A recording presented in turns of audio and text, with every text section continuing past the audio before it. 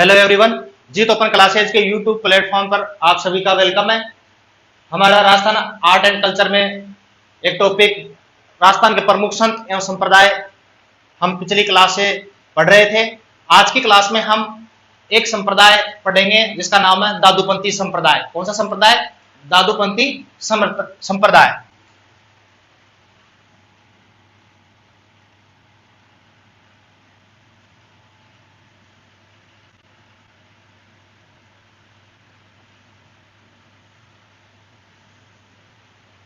बात कर लेते हैं दादूपंथी संप्रदाय। इसकी स्थापना 1574 ईस्वी में हुई थी। ठीक है ना? स्थापना 1574 ईस्वी में हुई थी। सबसे पहले स्थापना की बात करते हैं तो स्थापना कब हुई थी? 1574 ईस्वी में। बात करें संस्थापक की, इस संप्रदाय के संस्थापक कौन थे? दादू दयाल जी। कौन थे?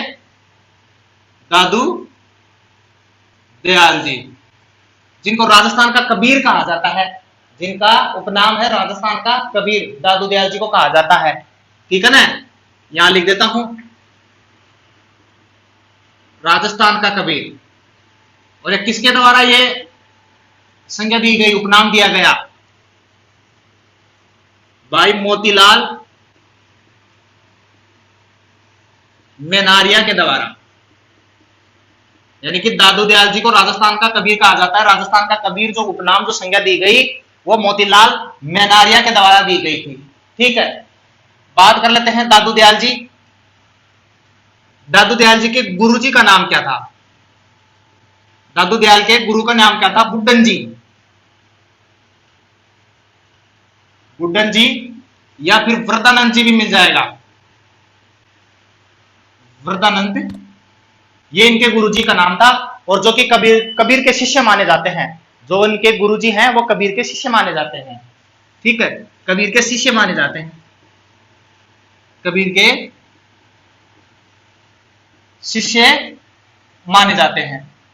ठीक है, बात कर लेते हैं इनकी, दादू दयाल जी की हिस्ट्री की बात कर लेते हैं कि कौन कौन से सन में कौन कौन से मुख्य काम हुए। ठीक है, तो सबसे पहले बात कर लेते हैं 1544 की। 1544 की बात कर लेते हैं। 1544 में दादू दयाल जी का जन्म हुआ था। दादू दयाल जी का जन्म हुआ था, वो भी अहमदाबाद गुजरात में। ठीक है, और इनका जो पालन पोषण है वो लोधीराम ब्राह्मण परिवार में हुआ था दादू दयाल जी का। तो सबसे पहले बात कर लेते हैं 1544 की। 1544 ईस्वी में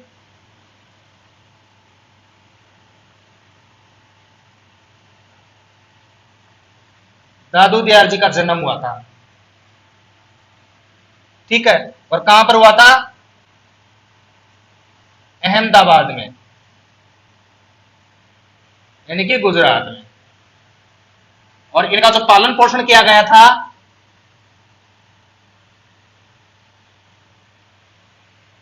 पालन पोषण किया गया था लोधीराम, एक ब्राह्मण परिवार के घर पे, ब्राह्मण परिवार में। ठीक है, ये बात होगी 1544 की। 1544 के बाद में जो अहम तिथि है वो है 1568। 1568 में क्या हुआ था? दादू दयाल जी ने जयपुर के सांबर जो जगह है वहां पर इन्होंने अपने प्रथम उपदेश दिए थे।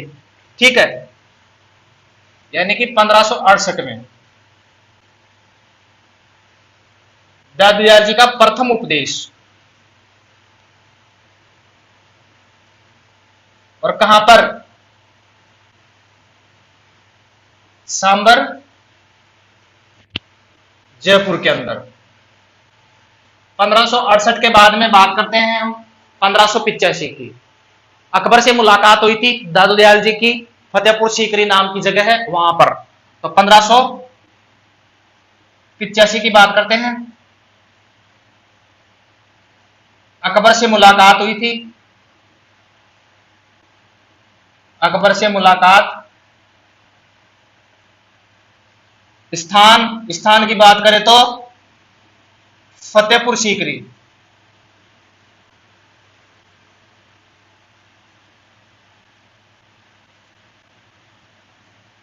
ये मुलाकात किसने करवाई थी, मध्यस्थता किसने करी थी, मीडिएटर कौन था, दादू दयाल जी और अकबर के बीच में मध्यस्थता किसने करी थी, मुलाकात किसने करवाई थी, वो करवाई थी भगवंत दास ने, जो आमेर के जो राजा थे भगवंत दास, उन्होंने करवाई थी मध्यस्थता,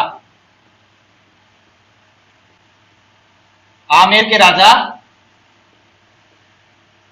भगवंत दास द्वारा।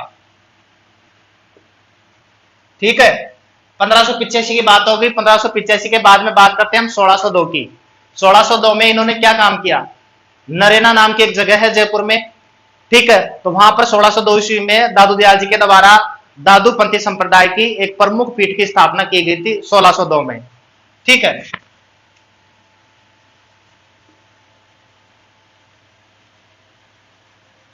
प्रमुख पीठ की स्थापना, प्रमुख पीठ की स्थापना कहां पर, नरेना, जयपुर के अंदर। नरेना को नारायणा भी कहते हैं। ठीक है, 1602 के बाद में बात करते हैं 1603 की। 1603 में क्या हुआ था, 1603 में यही नरेना नाम की जगह पर दादू दयाल जी का निधन हो गया था, देहांत हो गया था। ठीक है ना, इनकी मृत्यु हो गई थी। कहां पर हुई थी मृत्यु इनकी, नरेना। ये तो बात हो गई दादू दयाल जी की हिस्ट्री, और उसके अंतर्गत जो महत्वपूर्ण जो बात थी वो मैंने बता दी। अब आगे हम पढ़ते हैं दादू दयाल जी के बारे में, आगे इनके संप्रदाय के बारे में। दादूपंथी मंदिर होता है इनका, दादूपंथी मंदिर होता है, दादूपंथी मंदिर, ये क्या कहलाता है, दादू द्वारा कहलाता है। और तो इनका सत्संग स्थल होता है दादूपंथी सत्संग स्थल, वो क्या कहलाता है, अलख दरीबा। ये क्वेश्चन बहुत सी एग्जामों में पुटअप किया जाता है डायरेक्ट, ऐसा कैसा, अलख दरीबा किससे संबंधित है, दादूपंथी संप्रदाय से संबंधित है, जो कि दादूपंथी संप्रदाय के जो सत्संग स्थल होते हैं वो अलख दरीबा के नाम से जाने जाते हैं। दादू दयाल जी जो अपने उपदेश दिया करते थे वो ढूंढाड़ी भाषा में दिया करते थे, यानी कि सदुकड़ी भाषा में दिया करते थे। यानी कि दादू दयाल जी के जो उपदेश हैं, दादू दयाल जी के उपदेश कौन सी भाषा में, ढूंढाड़ी भाषा में, ढूंढाड़ी में, यानी कि सदुकड़ी भाषा में।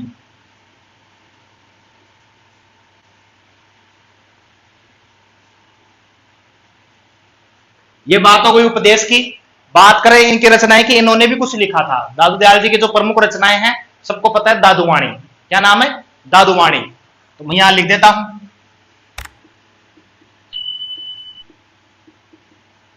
दादू दयाल जी की जो रचनाएं थी, इन्होंने कुछ किताबें भी लिखी थी।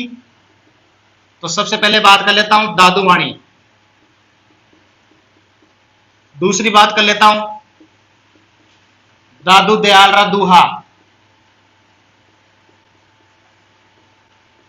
और तीसरे नंबर की इन्होंने लिखी थी काया बेली। क्या लिखी थी, काया बेली। तीनों की तीन इंपोर्टेंट है। और ये दादू दयाल जी द्वारा जो रचित रचनाएं हैं जो लिखी गई थी वो मानसिंह प्रथम के शासनकाल में लिखी गई थी। किनके शासनकाल में लिखी गई थी, ये तीनों के तीनों मानसिंह प्रथम के काल में, मानसिंह प्रथम के काल में दादू दयाल जी द्वारा रचित रचनाएं हैं। ठीक है, अब आगे हम पढ़ते हैं दादू दयाल जी के शिष्यों के बारे में। 152 शिष्य थे इनके, तो उनके बारे में आगे हम डिस्कस करते हैं।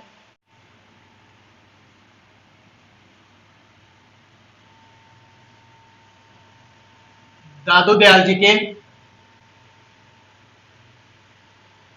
शिष्य 152 शिष्य थे इनके, यानी कि 152 का मतलब 100 और 52, जो 52 है वो 52 स्तंभ कहलाते हैं दादू दयाल जी के। ठीक है ना, यानी कि 152 में जो 52 है वो दादू दयाल जी के 52 स्तंभ कहलाते हैं। जो 52 शिष्य हैं वो 52 स्तंभ के नाम से जाने जाते हैं। तो क्वेश्चन पुटअप किया जा सकता है कि 52 स्तंभ कौन से संप्रदाय या फिर कौन से संत से संबंधित है? तो नाम आएगा दादू दयाल जी। ठीक है, तो इनके कुछ प्रमुख शिष्य हैं, उनके बारे में हम डिस्कस कर लेते हैं। सबसे पहले बात कर लेते हैं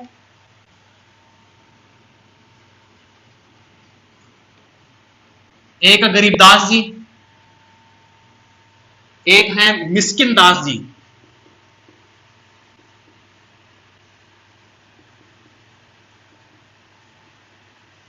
ठीक है, एक है सुंदरदास जी, क्या नाम है उनका? सुंदरदास जी। और एक है रजब जी,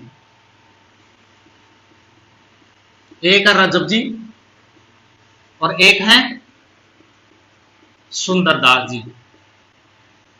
ये उनके 152 प्रमुख शिष्यों में माने जाते हैं। ठीक है, गरीबदास जी और मिस्किन दास जी, ये दोनों के दोनों कौन है?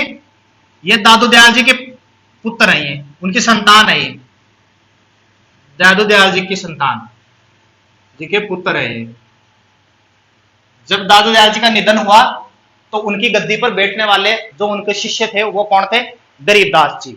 यानी कि दादू दयाल जी की मृत्यु के पश्चात जिन्होंने गद्दी संभाली वो कौन थे? गरीबदास जी। गरीबदास जी और मिस्किन दास जी वो दादू दयाल जी की संतान थे। ठीक है ना, तो यहां पर लिख देता हूं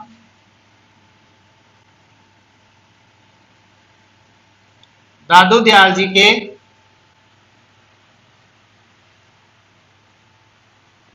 निधन के बाद दादू पंथ की जो पीठ है, ठीक है ना, वो गद्दी संभाली ना के बाद इन्होंने गद्दी संभाली।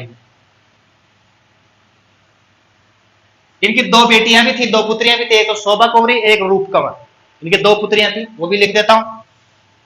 एक तो शोभा कुंवरी और एक रूप कंवर। ये कौन थी? ये इनकी पुत्रियां थी। ठीक है, इनकी पुत्रियां, दादू दयाल जी की पुत्रियां। गरीबदास जी के द्वारा भी कुछ किताबें लिखी गई, इनकी रचनाएं। जैसे एक रचना है इनकी, कौन सी है? साखी पद। कौन सी रचना है? साखी पद इनकी रचना है गरीबदास जी की।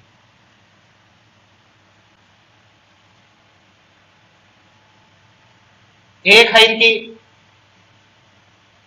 आध्यात्म आध्यात्म बोध। कौन सी है? आध्यात्म बोध। और एक है अनब प्रबोध। इनकी तीसरे नंबर की जो प्रमुख रचना है वो है अनब प्रबोध। ये इनकी तीन रचनाएं। बात कर लेते हैं दूसरे इनके संतान की, मिस्किन दास जी। इतनी कोई खास बात है नहीं, जो खास बात थी मैंने बता दी। जो महत्वपूर्ण बात है वो गरीबदास जी के बारे में। बात कर लेते हैं अब तीसरे नंबर की, रजब जी की बात करते हैं। ये सांगानेर के पठान हुआ करते थे ये, और इनकी पीठ जो है वो सांगानेर जयपुर के अंदर ही है। यानी कि रजब जी, रजब जी के बारे में पढ़ रहे हैं हम। कहां के पठान थे? सांगानेर के पठान। सांगानेर के पठान। और इनकी जो प्रमुख पीठ है, इनकी जो प्रमुख पीठ है वो सांगानेर ही है। सांगानेर जयपुर के अंदर है। ठीक है, अब इनके जो अनुयायी हैं, इनके जो मानने वाले हैं वो रजब पंथी कहलाते हैं। ठीक है, और इनकी खास बात यह है कि आजीवन दूल्हे के वेश में ही रहने वाले संत माने जाते हैं पूरे राजस्थान में। आजीवन दूल्हे के वेश में ही रहने वाले जो संत हैं वो रजब जी ही कहलाते हैं। ठीक है, बात कर लेता हूं इनके अनुयायी की। इनके अनुयायी रजब पंथी कहलाते हैं। खास बात यह है कि आजीवन दूल्हे के वेश में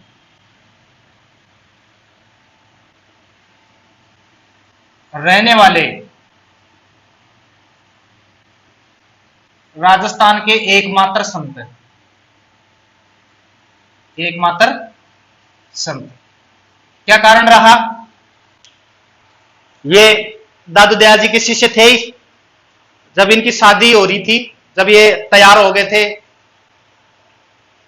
ठीक है ना, दूल्हे के वेश में आ गए थे, तो अचानक से जब दादू दयाल जी को पता चला कि जो मेरा शिष्य है रजब जी, वो शादी करने जा रहा है, बारात लेके जा रहा है, तो दादू दयाल जी वहां पर पहुंचे और दादू दयाल जी ने ऐसा उपदेश दिया, ऐसी बातें बोली कि उन उपदेश से, उन बातों से रजब जी इतने प्रभावित हुए कि वो शादी करने से उन्होंने मना कर दिया और उसी दूल्हे के बेस में वो आजीवन कुंवारे ही रहे।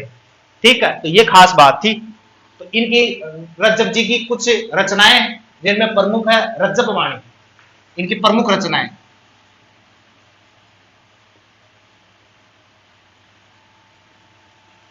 रज्जब वाणी कौन सी है? रज्जब वाणी। ठीक है, एक सर्वंगी और एक अंगबधू।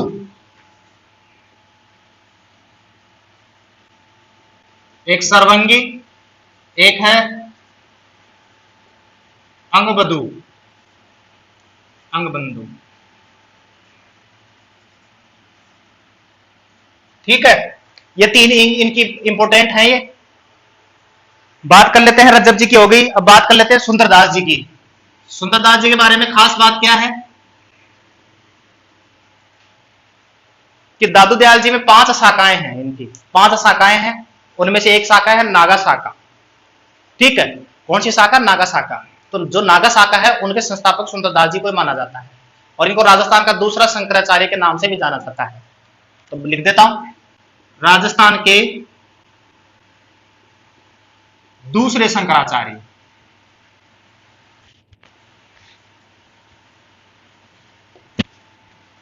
और खास बात यह है कि जो नागा शाखा है, नागा शाखा के संस्थापक माने जाते हैं ये। कौन? सुंदरदास जी नागा शाखा के संस्थापक माने जाते हैं। जो दौसा है, दौसा के खंडेलवाल परिवार से इनका संबंध है।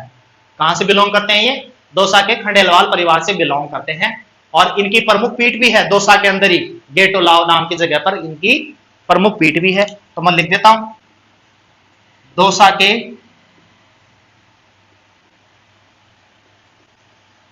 खंडेलवाल परिवार से संबंध है इनका। किनका? सुंदरदास जी का। जो और इनकी जो प्रमुख पीठ है किनकी? सुंदरदास जी की, वो कहां पर है? गेटोलाव दौसा के अंदर सुंदरदास जी की प्रमुख पीठ वहां पर है। इन्होंने भी कुछ रचनाएं रचित करी थी। जो प्रमुख रचनाएं उनके बारे में बता देता हूं, जैसे कि ज्ञान समुद्र, ज्ञान सवैया, सुंदर विलास, सुंदर सार, सुंदर ग्रंथावली। लिख देता हूं नीचे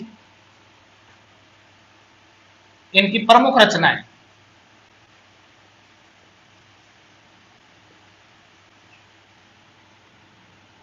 एक ज्ञान समुद्र,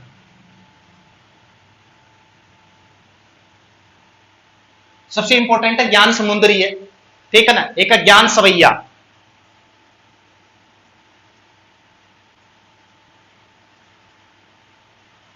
अब सुंदर से चालू होने वाली है, जैसे कि सुंदर विलास, सुंदर सार, सुंदर ग्रंथावली। जैसे कि सुंदर सार, तो इनमें कोई दिक्कत नहीं है। सुंदर सार,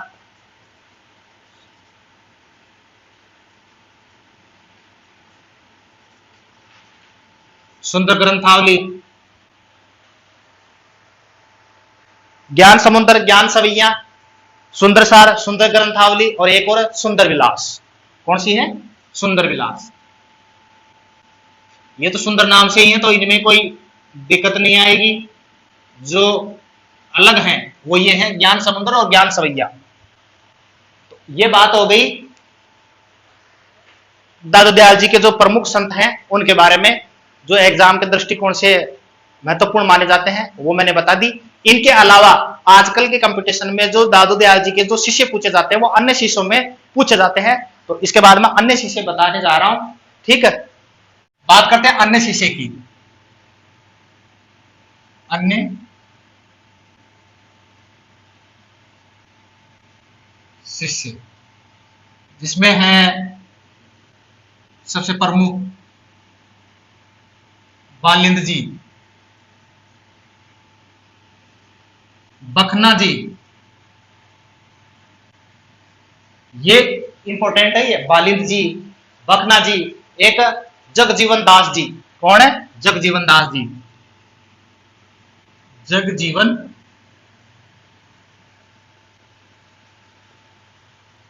जगजीवन दास जी, एक नरहरिदास जी। कौन है? नरहरिदास जी।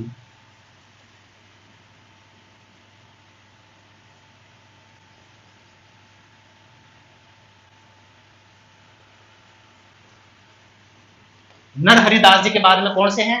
जैसे माधोदास जी, संत दास जी, एक जन गोपाल जी, एक संत दास जी, एक है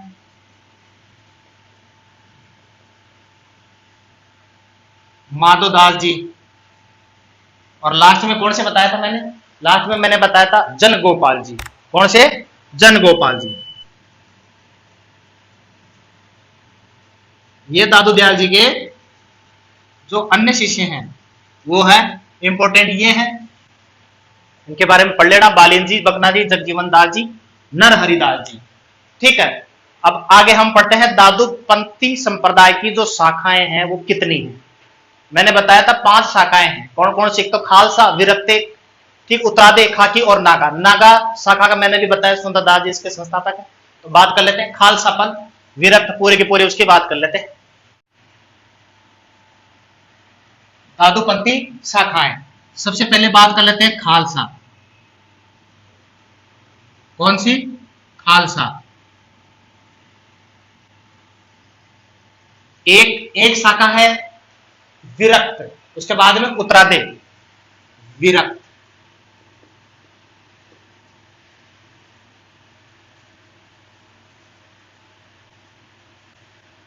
विरक्त एक उत्तरादे,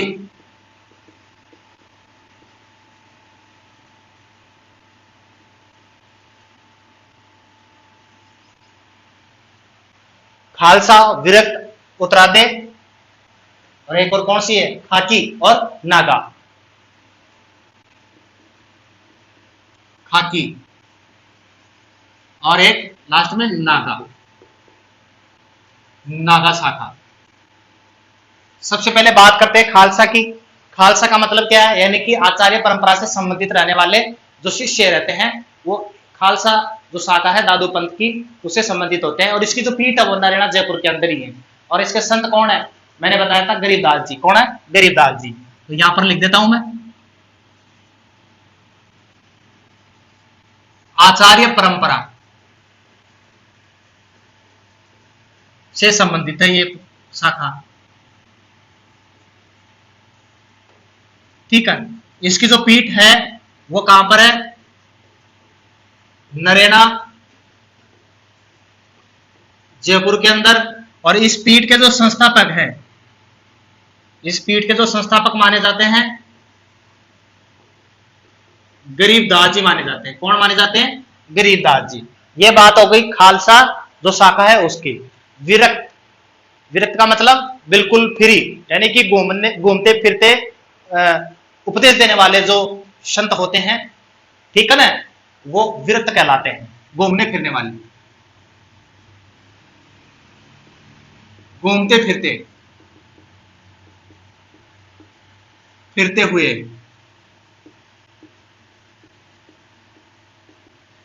उपदेश देने वाले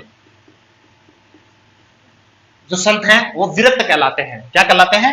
विरक्त कहलाते हैं। बात करें उत्तरादे की, यानी कि राजस्थान से बाहर उत्तर भारत की ओर जाने वाले जो शिष्य हैं, जो संत हैं, वो उत्तरादे कहलाए। क्या कहलाए? उत्तरादे। राजस्थान से बाहर,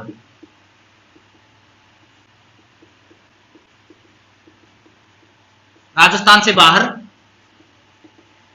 उत्तर भारत की ओर,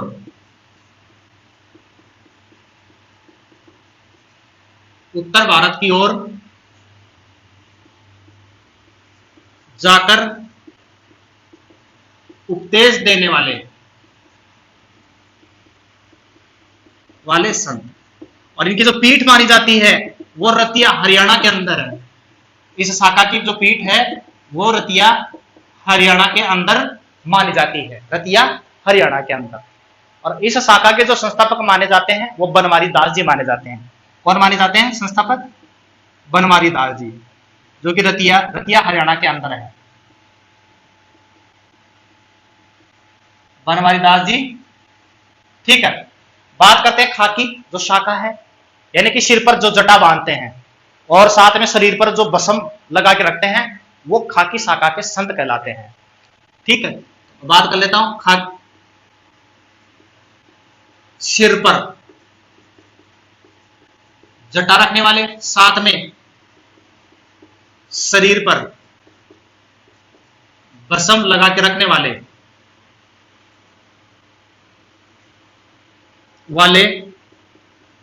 संत, ठीक है, वो क्या कहलाए? खाकी। बात कर लेते हैं नागा शाखा की। इसके संस्थापक मैंने भी बताया था सुंदरदास जी हैं। कौन? सुंदरदास जी। साथ में ये क्या रखते हैं? हथियार रखने वाले जो साधु होते हैं ना, वो नागा साधु ही होते हैं। ठीक है ना, जिसका संस्थापक किसको माना जाता है? सुंदरदास जी को माना जाता है। इस शाखा का जो संस्थापक है सुंदरदास जी। कौन? सुंदरदास जी। और हथियार रखने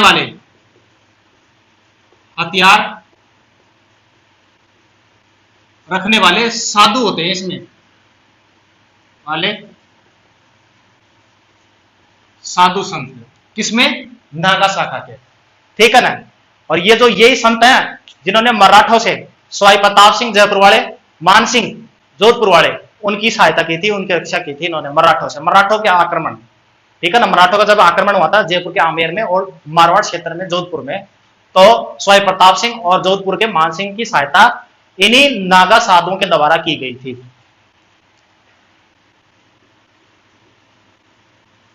इन्हीं संतों ने मराठों से सवाई प्रताप सिंह, ठीक है, कहां के?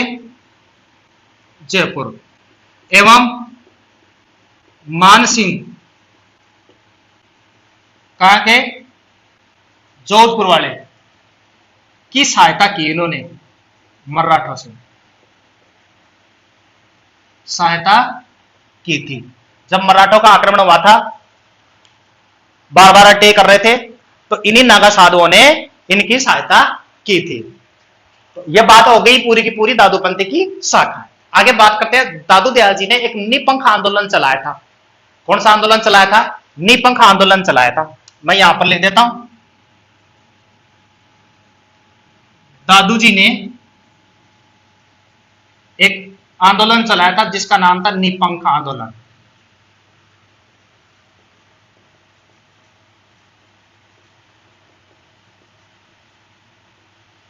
कौन सा आंदोलन चलाया था? निपंख आंदोलन चलाया था। और इनका दादू दयाल जी का मेला भी लगता है, वो कहां पर? नरेना जयपुर के अंदर, फागुन के महीने में लगता है, शुक्ल अष्टमी को। वैसे तो पंचमी से एकादशी तक इस मेले का आयोजन होता है, ठीक है। और वैसे जो मुख्य मेला लगता है वो दादू दयाल जी का मेला, वो फागुन शुक्ल सप्तमी को लगता है। इनका जो मेला लगता है, मेला कहां पर लगता है? नरेना जयपुर के अंदर, फागुन के महीने में, शुक्ल पक्ष की सप्तमी को। और वैसे पंचमी से लेकर एकादशी तक इनके मेले का आयोजन चलता ही रहता है। ठीक है, अब बात कर लेते हैं दादू पंथ के पंच तीर्थ कौन कौन से हैं। ये भी मैंने एग्जाम में पुटअप कर लिया जाता है। दादू पंथ के, दादू पंथी संप्रदाय के जो पंच तीर्थ हैं, इनमें से कौन सा शामिल नहीं है, इसमें से कौन सा नहीं है, ऐसा कोई क्वेश्चन पुटअप किया जा सकता है। तो दादू पंथ संप्रदाय के जो पंच तीर्थ हैं वो कौन कौन से हैं, उनके बारे में देख लेते हैं। दादू पंथी पंच तीर्थ,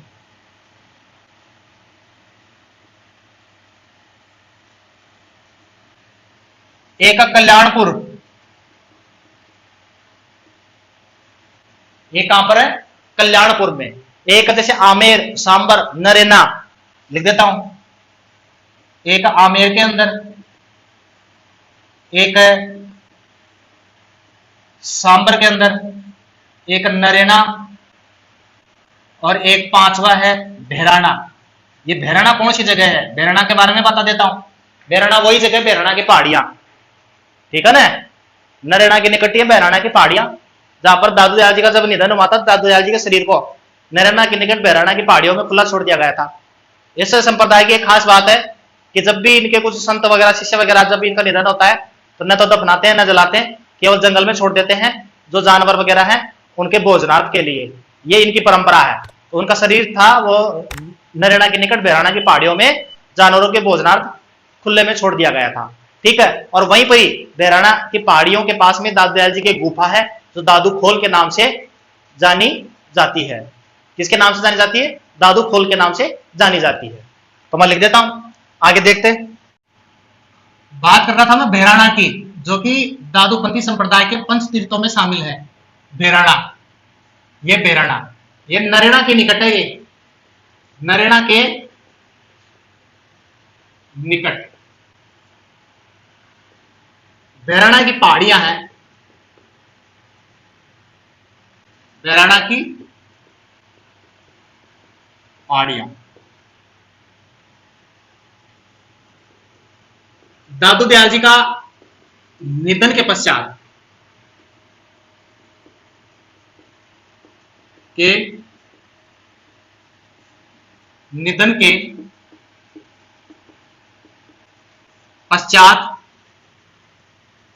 इनका शरीर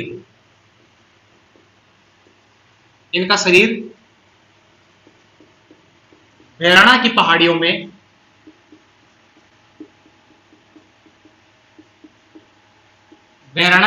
में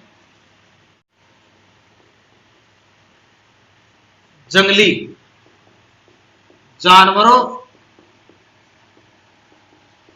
के भोजनार्थ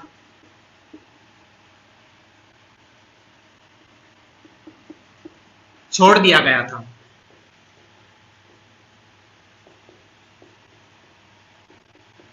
यहीं पर ही दादू दयाल जी की गुफा भी है। दादू दयाल जी की गुफा भी है, और यह गुफा क्या कहलाती है? दादू खोल के नाम से जानी जाती है। दादू खोल या फिर दादू पालका के नाम से जानी जाती है। ये बात हो गई दादू दयाल जी की। एक लास्ट में हम अंतिम बात करते हैं सुंदरदास जी। सुंदरदास जी के ऊपर एक 2 रुपए का डाक टिकट भी जारी किया गया था, वो भी 8 नवंबर 1997 को। तो वो लिख देता हूं। सुंदरदास जी के ऊपर, सुंदरदास जी पर 8 नवंबर 1997 को सरकार द्वारा 2 रुपए का डाक टिकट भी जारी किया गया था। डाक टिकट जारी किया गया। ये आज की क्लास में हमने पूरा का पूरा दादूपंथी संप्रदाय और दादू दयाल जी के बारे में हमने पूरा का पूरा पढ़ लिया। अगली जो नेक्स्ट क्लास होगी उसमें हम विष्णु संप्रदाय के बारे में पढ़ेंगे। आज की क्लास अच्छी लगी तो लाइक करना, शेयर करना, और जिसने सब्सक्राइब नहीं किया तो वो तो जरूर कर लेना। और ऐसे ही क्लास आपको कंटिन्यू मिलती रहेंगे। धन्यवाद।